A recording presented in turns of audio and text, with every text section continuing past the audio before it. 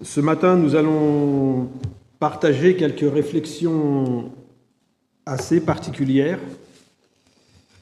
Georges a évoqué tout à l'heure l'essence dans la voiture et régulièrement on doit vérifier s'il y a de l'essence dans le moteur, évidemment.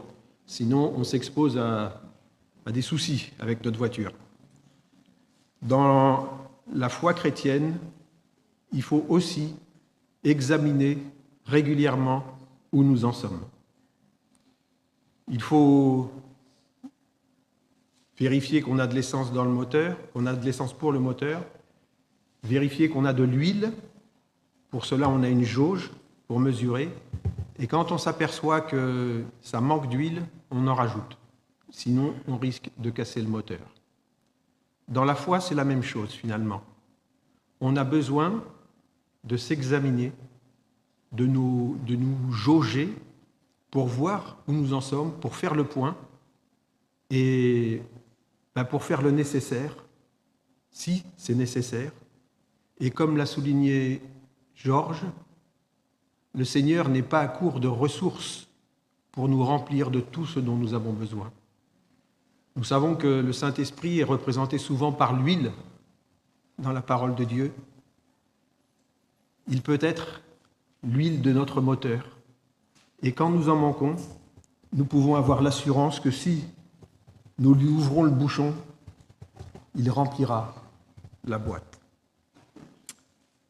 Alors ce matin, nous allons partager quelques réflexions qui pourraient nous heurter.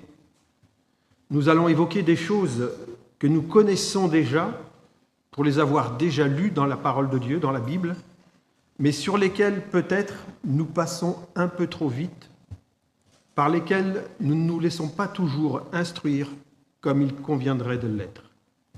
Et pourtant, ce sont des choses qui sont écrites, noir sur blanc. Certaines sortent de la bouche même de Jésus. Et si elles sont écrites, c'est à coup sûr parce que le Seigneur a l'intention de nous bénir, notamment en nous préservant de faire le mal, notamment en nous préservant de tout égarement et de toute illusion trompeuse. Pour cela, je vous invite à lire un premier texte qui, par sa nature même, peut être dérangeant, même si nous sommes tous prêts à le reconnaître, il est bien fondé. Ce texte se trouve dans 2 Corinthiens, chapitre 13, verset 5.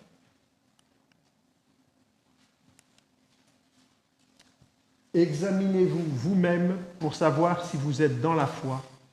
Éprouvez-vous vous-même. Ne reconnaissez-vous pas que Jésus-Christ est en vous, à moins peut-être que vous ne soyez désapprouvé. Et c'est sur la première partie de ce verset que nous allons nous focaliser ce matin. Examinez-vous vous-même pour savoir si vous êtes dans la foi. Éprouvez-vous vous-même. Je vous mets là le menu. Vous verrez qu'à un moment donné, c'est un petit peu obscur, c'est fait exprès, c'est pour garder le suspense. Il y aura un premier point, un second point. Nous verrons donc ensemble, nous nous rappellerons de ce que la grâce de Dieu est. C'est important de bien savoir ce que la grâce de Dieu est pour chacun d'entre nous. Mais en même temps, nous verrons ensemble qu'il y a 2 aspects qui sont peut-être trop souvent négligés dans la grâce de Dieu, dans le message de la grâce de Dieu, qui est indissociable du reste. Il y aura un premier point, un second point. Nous verrons pourquoi ces 2 points. Je poserai des questions brûlantes. Soyez assurés que dans mon cœur, mon désir, c'est que vous soyez bénis. Et nous conclurons.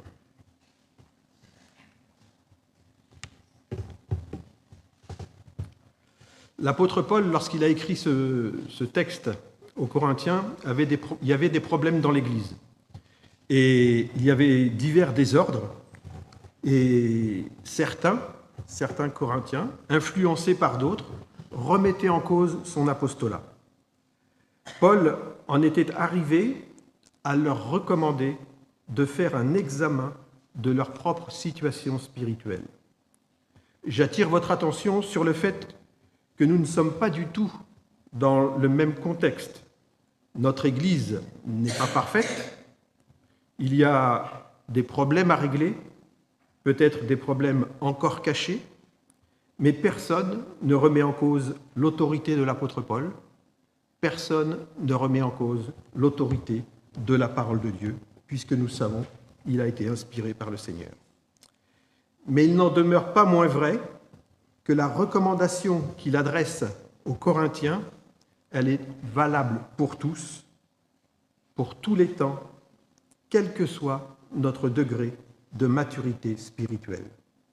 Cette recommandation, qui doit toujours être fondée sur un sentiment fraternel et bienveillant, il est évident que nous devrions nous l'adresser nous-mêmes régulièrement. Je pense que chacun en conviendra, quel que soit l'outil ou la machine, il est nécessaire de faire régulièrement des révisions pour s'assurer que tout est bien opérationnel pour un bon fonctionnement. Imaginons une compagnie aérienne qui négligerait de réviser ses avions. Tôt ou tard, ça finirait par une catastrophe. Il en est de la même façon. Nous nous exposons à de vrais dangers si nous ne nous donnons pas la peine de nous examiner régulièrement. Et tout particulièrement, il est important de savoir où nous en sommes par rapport à la foi que nous professons. Par rapport notamment à notre relation avec Dieu et avec sa parole. Nous devons avoir conscience qu'au cours de notre vie chrétienne, on peut s'installer dans une routine qui finit par nous faire perdre de vue l'essentiel. Et perdre de vue l'essentiel dans la vie chrétienne, cela finit par devenir plus ou moins préjudiciable un jour ou l'autre. Soit pour la communauté, ce qui n'est pas bon du tout, soit pour nous-mêmes, ce qui est encore pire, à titre personnel. Pour nous examiner nous-mêmes, pour savoir si nous sommes dans la foi, il faut au préalable examiner ce qu'est notre foi, sur quoi elle repose et ce en quoi elle consiste. Qu'est-ce que notre foi ? Quel est le sens du mot foi dans le texte que nous venons de lire ? Il ne s'agit pas de la foi au sens de croire, mais bien plutôt du contenu de ce qui est cru. Ici, la foi représente tout ce que nous croyons, tout ce qui est enseigné dans la Bible, la parole de Dieu.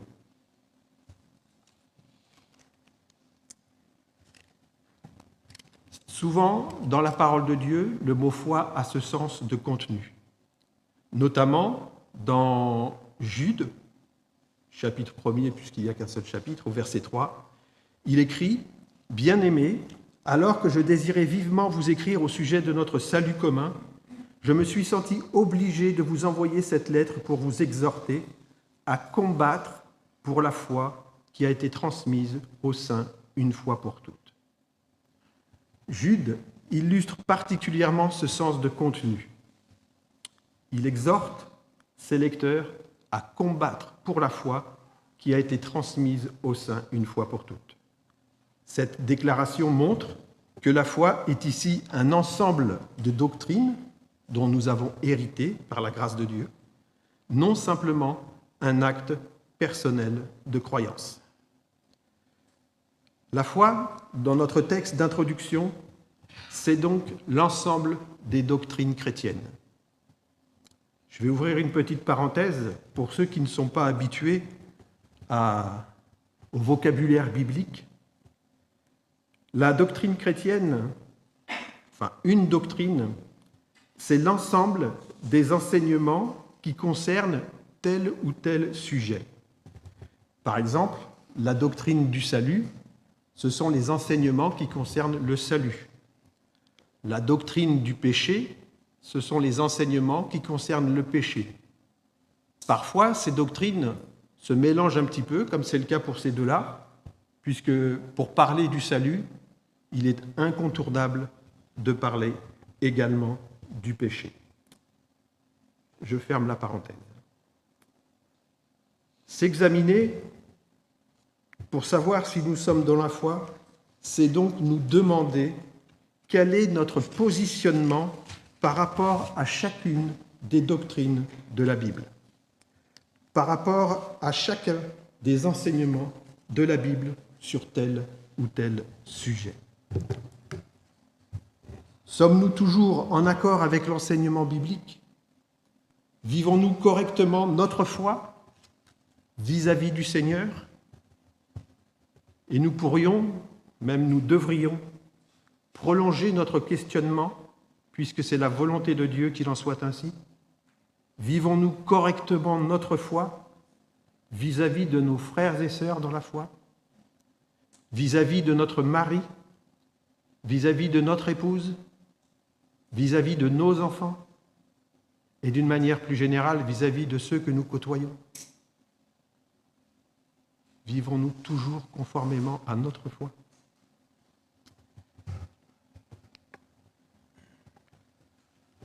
Nous devons apprendre à nous poser ces questions.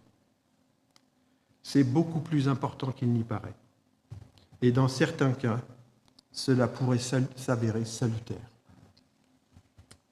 Nous devons apprendre à réviser régulièrement notre vie chrétienne afin de nous assurer que tout va bien, que nous sommes toujours en bonne santé spirituelle, que nous sommes toujours ancrés dans la volonté de Dieu. C'est important. Rappelons ce qu'est la grâce de Dieu.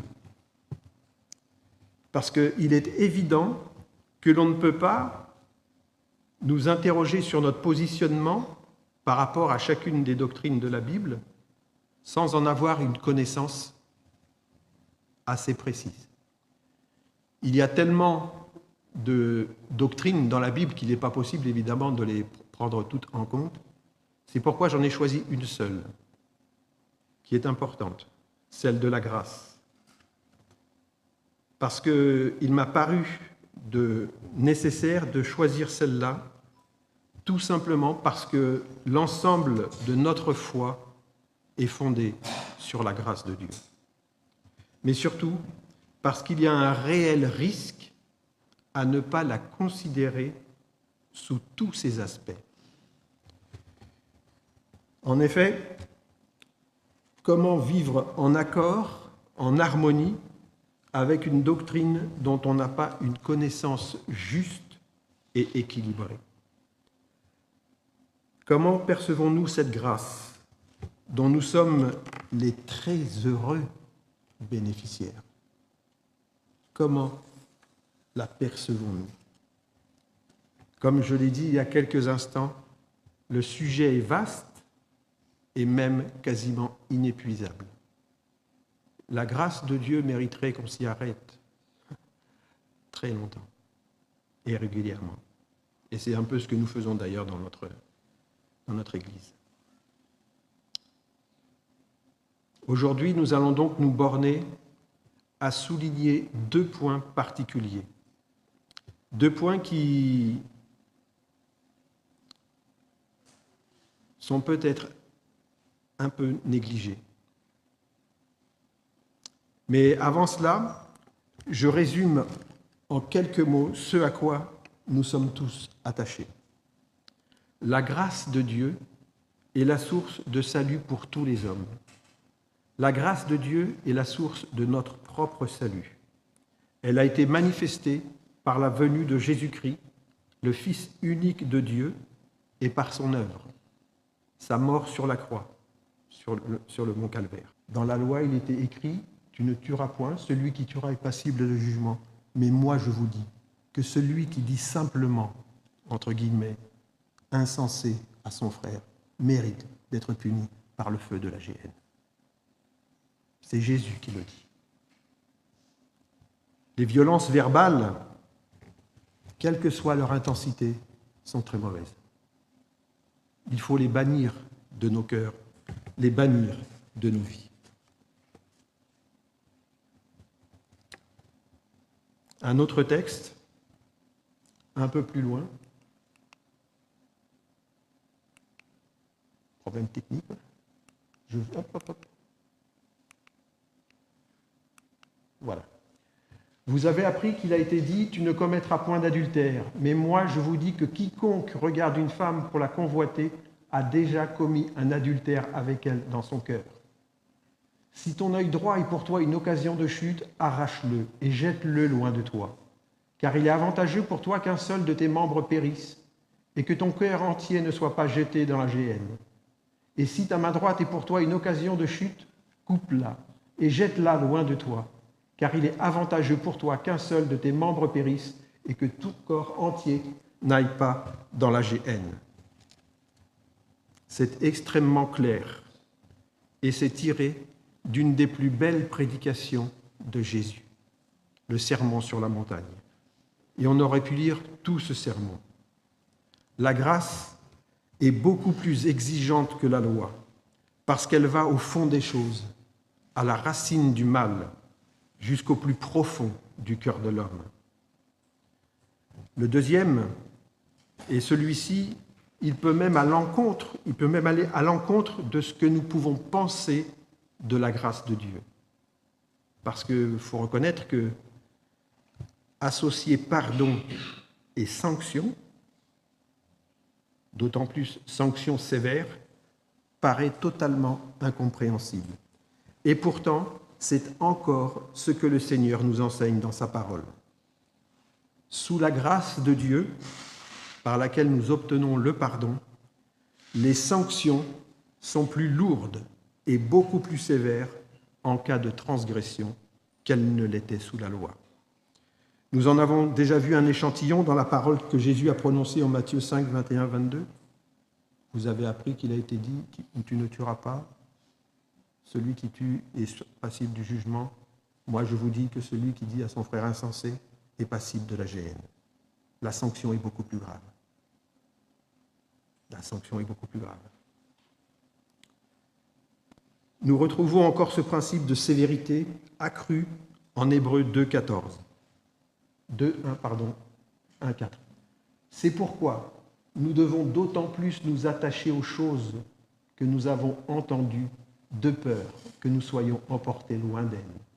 Car si la parole annoncée par des anges a eu son effet, et si toute transgression et toute désobéissance a reçu une juste rétribution, comment échapperons-nous en négligeant un si grand salut? Le salut annoncé d'abord par le Seigneur nous a été confirmé par ceux qui l'ont entendu, Dieu appuyant leur témoignage par des signes, des prodiges et divers miracles, et par le don du Saint-Esprit distribué selon sa volonté. Je n'ai rien inventé. Ce que je vous ai exposé, c'est simplement ce qui est écrit noir sur blanc. C'est écrit noir sur blanc. Et si ces choses sont écrites, si elles sont bien présentes dans les Écritures, nous devons bien nous garder de les mettre en oubli. Nous devons les prendre attentivement en considération et les garder dans notre mémoire, dans notre cœur. Parce que justement, elles sont là pour nous mettre en garde contre toute forme de négligence à l'égard de l'écoute de la parole de Dieu. Et en l'occurrence, dans ces versets, surtout dans le premier, à l'égard de la prédication de l'Évangile. Parce que si on lit les chapitres précédents, il est question de l'Évangile, de la bonne nouvelle que les Israélites avaient entendue par des anges, mais qu'ils ont malheureusement sous-estimé, négligé. Elle nous met également en garde contre tout péché volontaire. En tant que chrétiens, nous avons encore des faiblesses. Mais il y a une distinction entre une faiblesse et un péché volontaire. il y a aussi une distinction entre avoir des faiblesses occasionnelles, accidentelles, et d'une certaine manière se satisfaire assez bien de nos faiblesses, comptant sur la grâce de Dieu. Dieu sonde nos cœurs. Il nous appelle à la sainteté. Et nous verrons que de ce point de vue-là, il est difficile d'être excusable si nous ne recherchons pas à progresser dans la sainteté. Je suis parfaitement conscient que ce n'est pas agréable à entendre. Croyez-moi, ce n'est pas non plus agréable à dire. Mais il faut en convenir, et nous ne pouvons pas faire autrement que de les rappeler à notre souvenir, puisqu'elles sont écrites. C'est la parole de Dieu. Jésus a pu dire que nous serons jugés par ces paroles. Ces paroles, peut-être, nous seront rappelées le jour où nous comparaîtrons devant le Seigneur. Et si on ne les a pas pris en compte, si on les a négligés, ça risque d'être embêtant. Le mot est faible, mais on le comprend. La question légitime que l'on peut se poser est la suivante. Pourquoi la grâce de Dieu est-elle plus exigeante et plus sévère que ne l'était la loi? Pourquoi la grâce de Dieu est-elle plus sévère et plus exigeante que ne l'était la loi? La réponse à cette question est extrêmement simple et elle éclairera nos éventuelles incompréhensions, voire même peut-être nos réticences. Et nous reconnaîtrons volontiers la justice de Dieu qui fait que les choses sont ainsi, même si cela peut nous heurter dans un premier temps, si cela peut nous déranger. Pourquoi donc la grâce de Dieu est-elle plus exigeante et plus sévère que ne l'était la loi? Tout simplement parce que la grâce repose sur un sacrifice beaucoup plus excellent que ceux sur lesquels la loi reposait. Elle repose également, cette grâce, sur des promesses plus grandes et plus précieuses que celles qui avaient été données sous la loi. Sous la loi, c'étaient des animaux qui étaient sacrifiés. Sous la grâce, c'est le propre Fils de Dieu, Dieu lui-même manifesté en chair, qui a été sacrifié. Sous la loi, il était dit « Vous serez saints car je suis saint ». Et après cela, le peuple devait se débrouiller avec les paroles de la loi.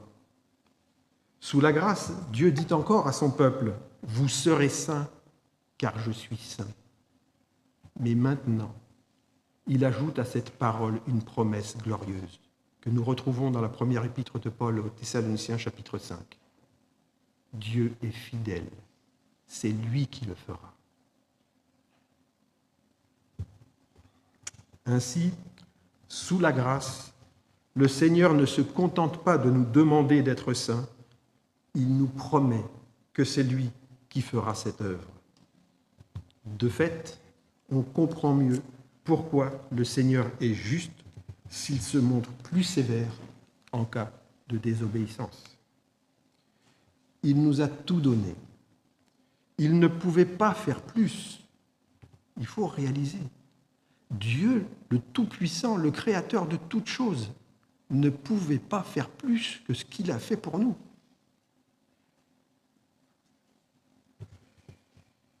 Il nous a donné son propre Fils et nous a fait les plus grandes et les plus précieuses promesses. Quelle excuse lui présenter si nous ne marchons pas sur le chemin de la sanctification, de la consécration? Quelle excuse lui présenter? Dans l'Épître aux Hébreux, chapitre 12, il est dit « Cherchez la paix avec tous et la sanctification, sans laquelle personne ne verra le Seigneur. » Ça aussi, c'est une parole que nous devons entendre. Et nous devons associer cette parole à la promesse. Parce que si jamais Dieu avait dit seulement « rechercher la paix avec tous et la sanctification sans laquelle personne ne verra le Seigneur », on aurait de quoi être démoralisé, d'être abattu. Mais il y a la promesse. C'est Dieu qui le fera. Mais il ne le fera jamais contre notre volonté. Jamais.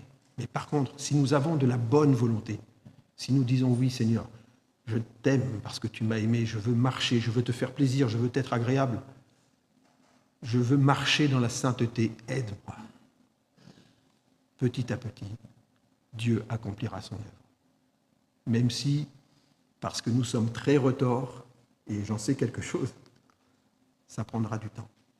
Mais ça se fera. Et quand bien même on ne sera pas arrivé à la sainteté complète, le jour de notre mort ou le jour du retour du Seigneur, s'il revient avant, Dieu aura vu notre bonne volonté. Mais si nous sommes négligents, si nous tenons ces paroles pour peu de choses, quelle excuse lui présenter? C'est un principe spirituel. Jésus a pu dire en d'autres circonstances, dans Luc chapitre 12, verset 48, « On demandera beaucoup à qui l'on a beaucoup donné, et on exigera davantage de celui à qui on a beaucoup confié. » Là encore, c'est Jésus qui parle. C'est un principe divin, un principe qui est juste, normal, et qui peut facilement se comprendre. C'est normal que si on bénéficie de toutes sortes de bénédictions, on ait davantage de responsabilités. C'est logique. Il n'y a rien d'extraordinaire à cela. Alors finalement, à quoi doivent nous amener ces quelques paroles partagées? Dans un premier temps, peut-être, à ne pas nous noyer dans la grâce de Dieu, en ayant une idée erronée. Elles ont pour but aussi de nous éviter de vivre notre vie chrétienne avec une certaine nonchalance, une certaine insouciance, voire une certaine négligence. Négligence contre laquelle la parole de Dieu nous met sérieusement en garde. Nous aider aussi à prendre très au sérieux ce qui est écrit, tout ce qui est écrit, même quand cela n'est pas agréable, que ça ne nous paraît pas agréable, ni à lire, ni à entendre. Nous devons prendre conscience que lorsqu'il y a des choses désagréables à lire dans la parole de Dieu, Dieu les a placées là pour notre bien. Dieu nous aime. Il ne cherche pas à nous embêter. Il ne cherche pas à nous compliquer la vie. Ce qu'il nous donne, ce qu'il nous ordonne, ce qu'il nous commande, ce qu'il exige, c'est pour notre bien. Exclusivement pour notre bien. Et enfin, pour revenir à notre texte d'introduction, pour nous motiver à nous examiner régulièrement pour savoir si nous sommes toujours dans la foi. Suis-je dans la foi quand Dieu me dit telle ou telle chose et que je ne m'en soucie pas plus que ça? Suis-je encore dans la foi? En tant qu'ancien, je me dois d'être rempli de charité. Ça, c'est pas facile. Je vous chéris. Mais je me dois également de vous apporter tout le conseil de Dieu.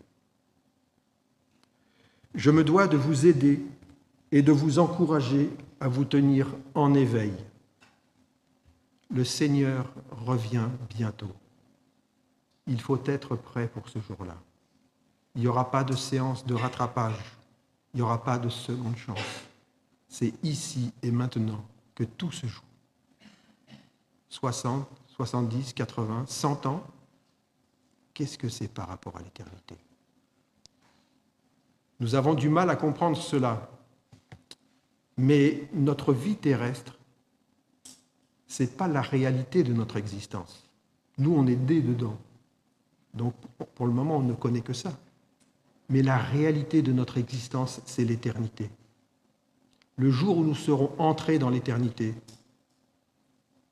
ces 70 jusqu'à 100 ans seront rien, un souffle.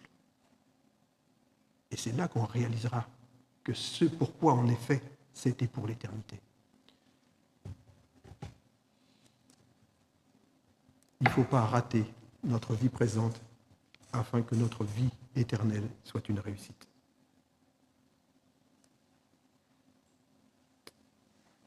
Je me dois également de poser certaines questions, même si elles dérangent. C'est franchement pas facile du tout, mais je dois le faire. Je me dois de le faire. Suis-je dans la foi quand mon pasteur se démène pour insuffler une vision à l'Église et que de mon côté, je ne me sens pas trop concerné? Suis-je dans la foi? Vraiment? Ou quand l'Église organise des réunions ou des événements et que je ne me sens pas davantage concerné? Suis-je dans la foi? Suis-je encore dans la foi quand ma vie chrétienne se résume au strict minimum? Alors bien sûr, on peut tous avoir des empêchements, de bonnes raisons pour ne pas pouvoir participer à telle ou telle chose, ne pas faire telle ou telle chose. C'est absolument incontestable. Nous devons être équilibrés. Nous ne sommes pas des fanatiques irréfléchis. Mais est-ce que cela ne vaudrait pas la peine de se demander, pour nous aider à prendre les bonnes décisions dans telle ou telle circonstance que je suis en train de vivre, dans telle ou telle situation dans laquelle je me trouve, que ferait Jésus à ma place? Que ferait Jésus à ma place? C'est le meilleur moyen, finalement, de s'inscrire dans la volonté de Dieu. Faire ce que Jésus aurait fait à notre place.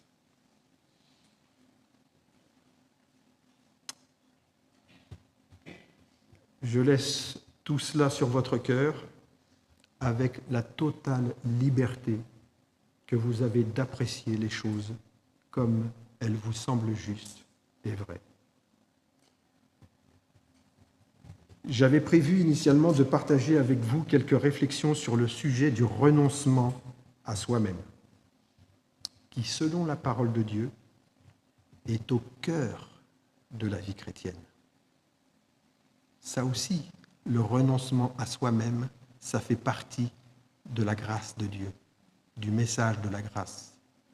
Et c'en est même le cœur. Et il faut bien comprendre que si le renoncement à soi-même implique d'une certaine manière une certaine soustraction que nous faisons, c'est parce que Dieu a l'intention de faire des multiplications dans notre vie. Il a même l'intention de faire du calcul, comment on dit, algorithmique. Je crois que c'est ça. Quand c'est proportionnel, exponentiel. Exponentiel. Merci pour les mathématiciens. Exponentiel. C'est-à-dire que Dieu veut bénir d'une manière comme ça. C'est évident. Plus nous saurons renoncer à nous-mêmes, plus il pourra nous remplir de lui. Et être rempli du Seigneur, c'est le vrai bonheur, la vraie vie.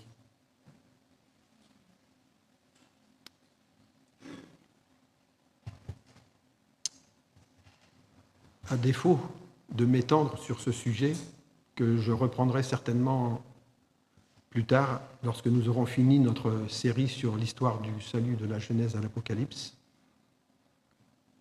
je reparlerai de ce sujet donc, tellement il est important.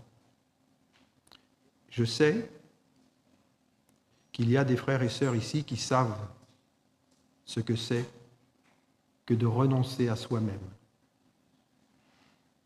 C'est à ce moment-là, lorsqu'on lâche tout, qu'on s'abandonne totalement au Seigneur Jésus, qu'on ressent une paix ineffable. Mais je sais également que ces frères et sœurs, autant que moi, savent combien il est facile de reprendre les rênes de notre propre vie. Mais nous devons travailler avec l'aide du Saint-Esprit à ce renoncement.